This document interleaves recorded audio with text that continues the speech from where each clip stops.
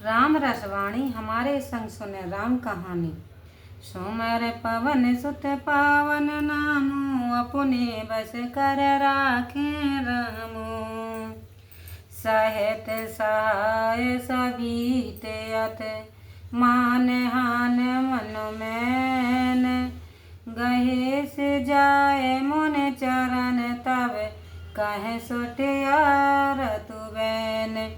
सुमर पवन सुत पावन नामो, अपने बस कर राखे रामो।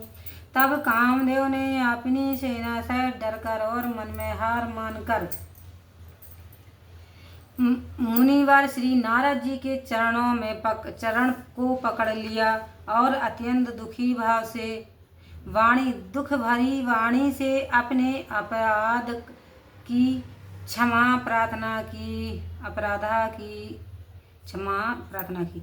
भयो न नारद मन कछुरोसा, कह प्रिय वचन काम पर तोसा।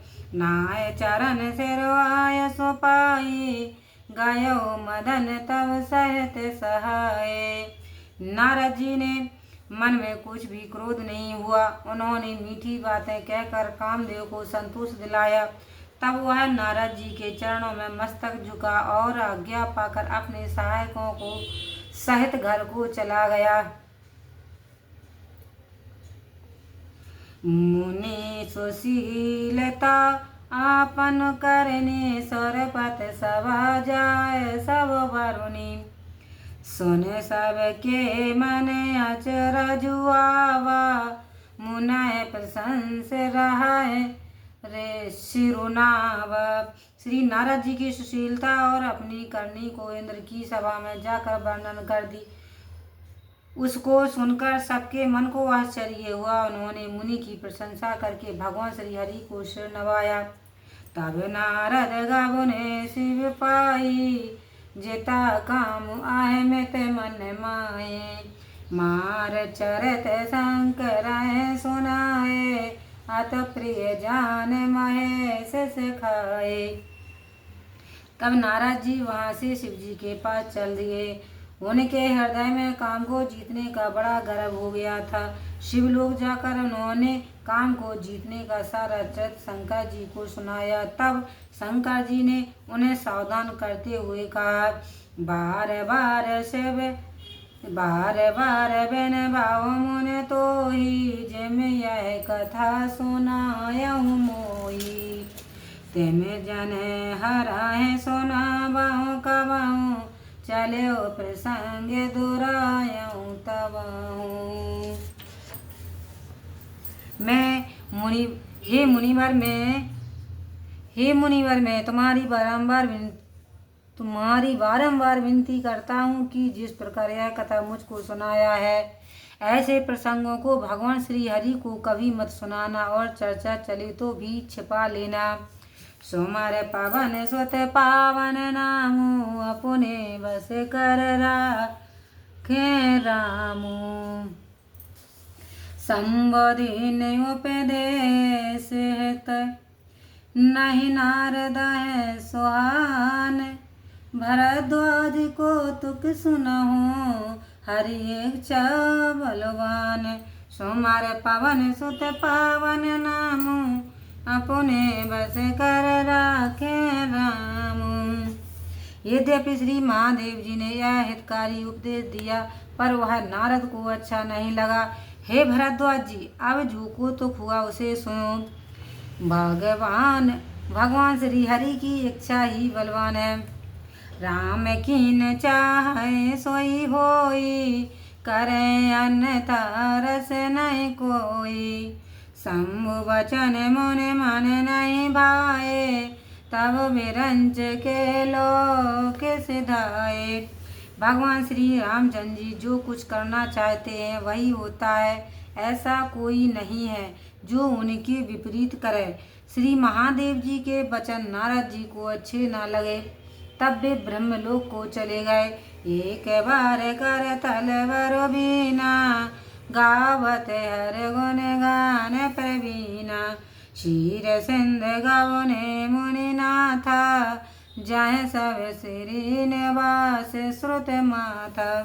एक समय हाथ में सुंदर वीणा लिए हुए परम प्रवीण श्री हरि के गुणानुवाद करते हुए मुनि नारद जी क्षीर सागर में गए, जहाँ लक्ष्मी निवास भगवान विष्णु वास करते थे। हरा से मिले वट रमान के बैठे आसन ऋषय समेता। बोले बिहस चरा चरो राया, बहुते दिनन कीन मुनि दाया। तब लक्ष्मीकांत श्री विष्णु भगवान प्रसन्नता पूर्वक उठकर नारद जी से मिले और ऋषि समेत आसन पर विराजे। फिर चराचर के स्वामी श्री हरि ने हंसकर कहा, हे मुनीश्वर, आपने बहुत दिनों में पधारने की कृपा की है। काम रचरत नारद सब भासे, जदप प्रथम बरज से विराखे। अति प्रचंड रघुपतु के माया, जह न मोय अस को जग जाया। यद्यपि श्री महादेव जी ने इस बात को कहने के लिए पहले ही मना किया था, पर देवऋषि नारद जी कह दिए, श्री रामचंद्र जी की माया अत्यंत प्रबल है। यह वह जिसको नहीं मोहिती, ऐसा कौन है। सोमर पवन सुत पावन नाम, अपने बस कर राखे राम। रूप बधन कर बचन मृदु, बोले श्री भगवान। तुमिरे सुमिरन ते मिटाए, मोह मार मधुमान। सुमर पवन सुत पावन नाम, अपने बस कर राखे राम। तब श्री भगवान ने अत्यंत सूखा मुख करके मीठी वाणी से कहा, हे मुनिवर, आपका तो केवल नाम मात्र स्मरण करने पर ही मोह, काम, मद और मान मिट जाते हैं। सुन मुनि मोह होए मनुता के, ज्ञान विराग हृदय नहीं जाके।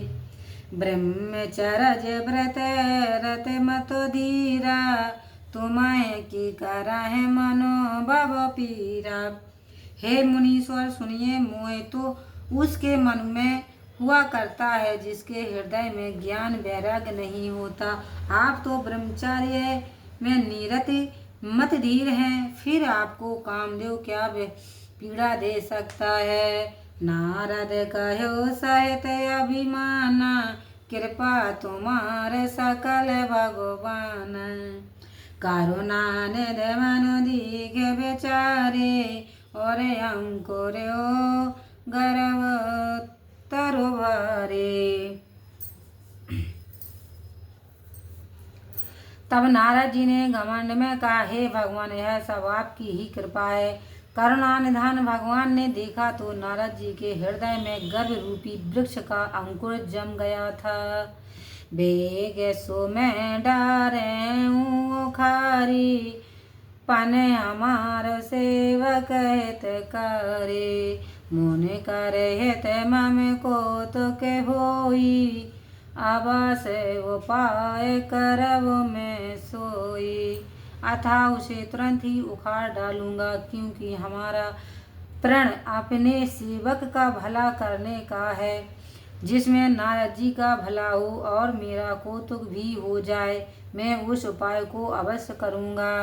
तब नारद हर पद से रोनाए, चले हृदय अहमित अधिकाए। श्रीपत निज माया तब फेरी, सुनाओ कठिन करनी तय केरी। तब अभिमान के सहित नारद जी भगवान के चरणों में सिर नवाकर चल दिए।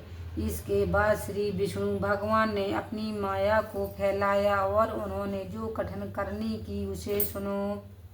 सुमर पवन सुत पावन नामु, अपने बस कर राखे रामू।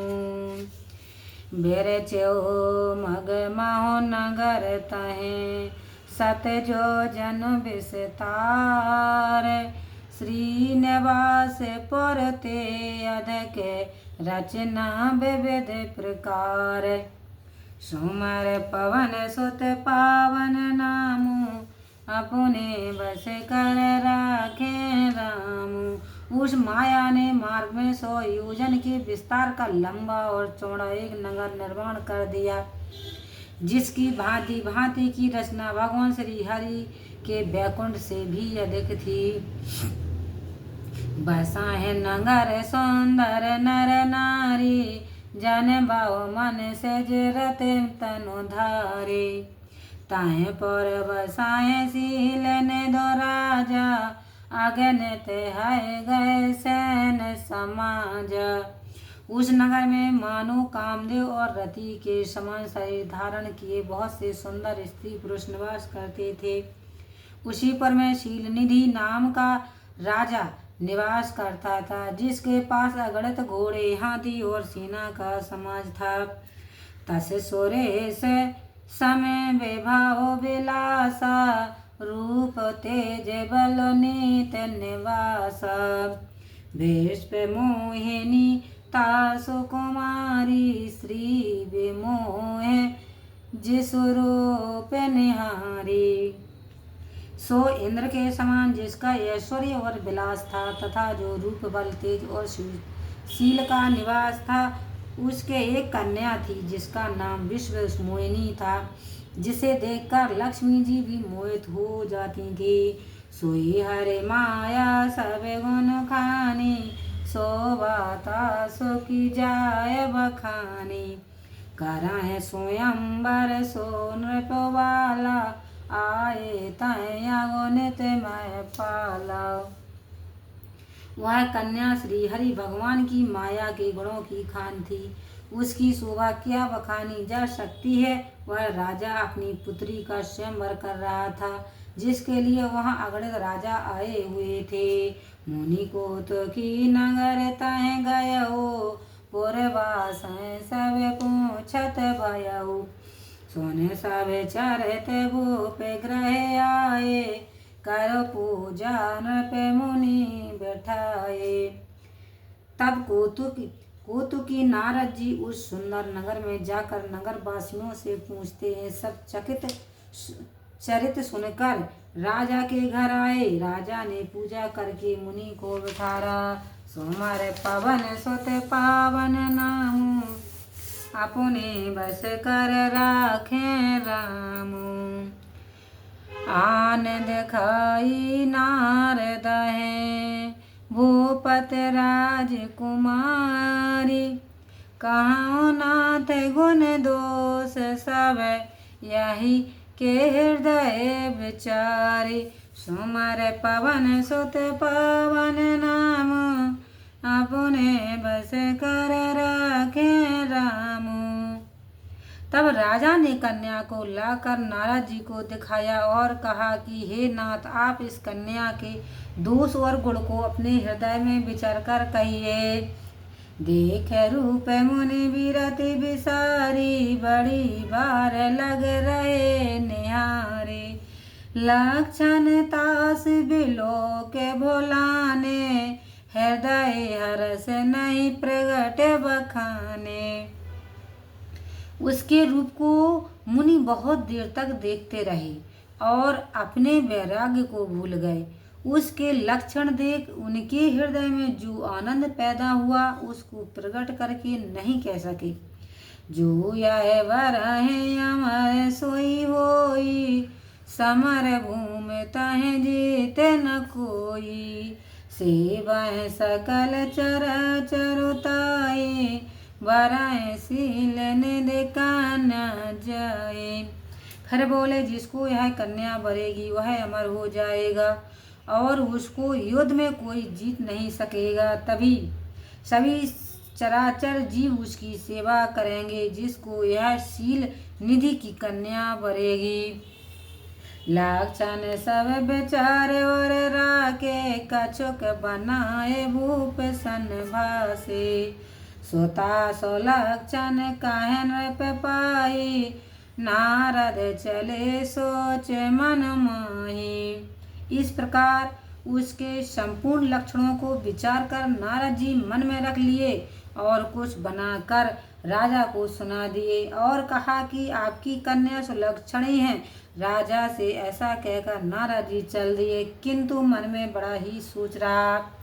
करो जाए सोई जतन बिचारी, जह प्रकार मोह बरे कुमारी। जप तप कछु ना होए तय काला, हे वेद मिलाए कवन विधो वाला। अब मैं जाकर वही उपाय करूँगा कि जिससे राजकुमारी मुझे वर ले, अर्थात विवाह कर ले। इस समय जब तप कुछ नहीं हो सकता, हे विधाता किस प्रकार यह कन्या मुझको मिलेगी। सोमर पवन सुत पावन नामु, अपने बस कर राखे रामु। आई अवसर चाहिए परम, शोभा रूप विशाल। जो बिलो करी जय कुंवर, तब स्मेल जय माल। सुमर पवन सुत पावन नामु, अपने बस कर राखे रामु।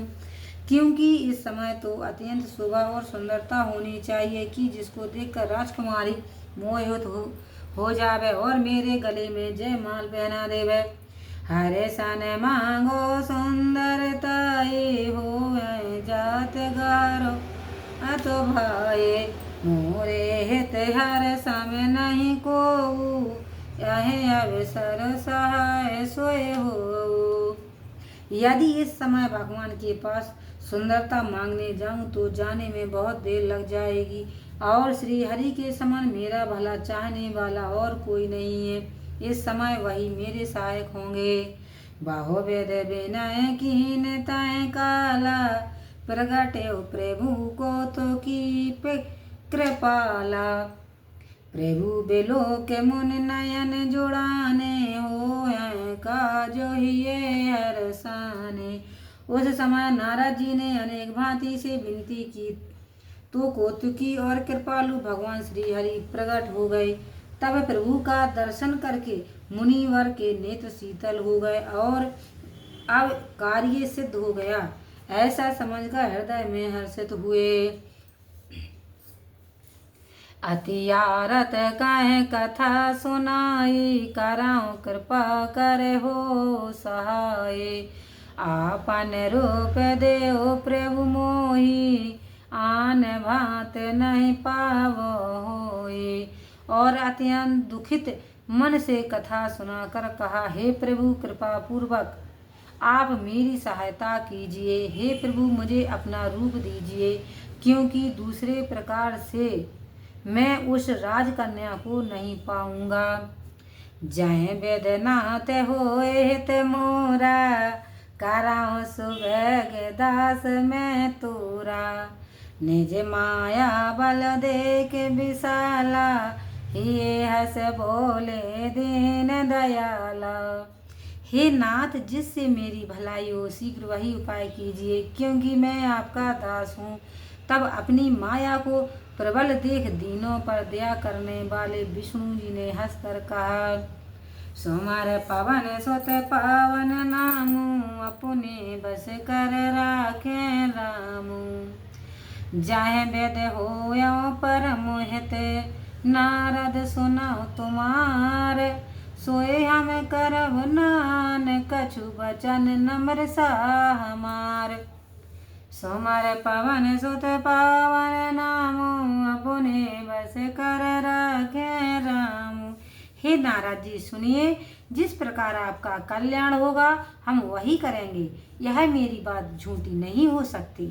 कुपथ मांग रोज व्याकुल रोगी, वेद न दे सुनाओ मुनि जोगी। यह वेद हित तुम्हारे में ठयो, कहे असे अंत रहत प्रभु भयो। हे मुनि हे युगराज, जिस प्रकार रोग से संतप्त रोगी गरिष्ठ वस्तु खाने को मांगे तो वेद नहीं देते हैं, वैसे ही हमने भी आपका हित करने को विचारा है। यह कह भगवान अंतर ध्यान हो गए हैं। माया बेबस भय मुनि मूढ़ा समुझी नहीं हर गिरा निगूढ़ा। गावो ने तुरत तहार सिराई जहाँ स्वयंवर वो में बनाए। उस समय श्री नारद जी माया के बस में पड़कर ऐसे विमूढ़ हो गए थे कि श्री हरि भगवान की बात ना समझ सके और फिर तुरंत वहाँ चले गए कि जहाँ स्वयंवर भूमि बनाई गई थी। निजे निजे आसन बैठे राजा बहु बनाए कर सहित समाज। सुमुनि समुनि मने हरस रूपयत मोरे मोहे तजयान बरय न भोरे। स्वयंवर में बड़े बड़े राजा अपने अपने आसनों पर विराजमान थे। नारद जी के मन में प्रसन्नता थी कि मेरे पास तो अत्यंत सुंदर रूप है, इतएवं दूसरों को कन्या भूलकर भी नहीं बरेगी। मुनि हित कारण कृपा निधान दीन कुरूप न जाय बखाना। सुचरित लख काओ न पावा नारद जान समय सिरो नावा। इधर मुनिवर नारद जी का हित करने वाले श्री रामचंद्र जी ने उन्हें ऐसा कुरूप कर दिया कि जो बखाना नहीं जाता। इस चरित्र को कोई भी नहीं देख पाया और सबने नारद जी को मुनि जानकर प्रणाम किया। सोमर पवन सुत पावन नामु अपने बस कर राखे रामु। रहे ता दोई रौद्रगण ते जाने सब भेऊ। बेप्रवेश देखत फिर परम कौतुकी तेऊ। सुमर पवन सुत पावन नामु अपने बस कर राखे रामु। वहाँ पर उन सारे भेदों को जानने वाले भगवान श्री महादेव जी के 2 गण मौजूद थे जो परम कौतुकी ब्राह्मणों का वेश धारण किए सब कुछ देखते फिरते थे। लखन सिया राम चंद्र शंकर हरि ओम जय जय सिया राम। संकट मोचन कृपा निधान। जय जय सीताराम। सिया वर रामचंद्र की जय।